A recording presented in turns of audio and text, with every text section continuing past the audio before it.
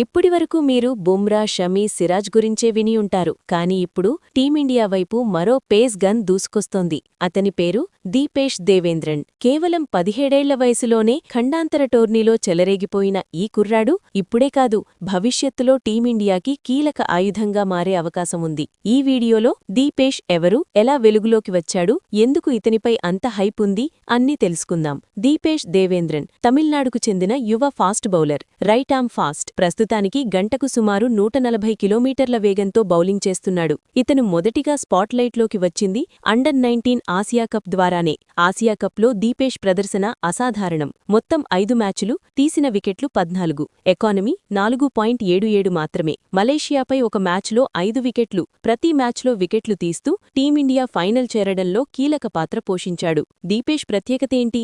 కేవలం వేగం మాత్రమే కాదు, లైన్ అండ్ లెంగ్త్ మీద అద్భుతమైన కంట్రోల్. కీలక సమయాల్లో వికెట్లు తీసే సామర్థ్యం, కొత్త బంతితో టాప్ ఆర్డర్ను బ్రేక్ చేసే స్కిల్, అన్నీ కలిపి ఒకే బౌలర్లో ఉండటం చాలా అరుదు. అదే దీపేష్ను ప్రత్యేకంగా నిలబెడుతోంది. దీపేష్ తన ఆదర్శంగా తీసుకునేదెవరో తెలుసా? Dale Steyn. అందుకే అతని బౌలింగ్లో ఆ అగ్రెషన్, వేగం, ఫైర్ కనిపిస్తాయి. అతను ముందుగా మెరిసింది Tamil Nadu premier league, Madurai panthers తరపున.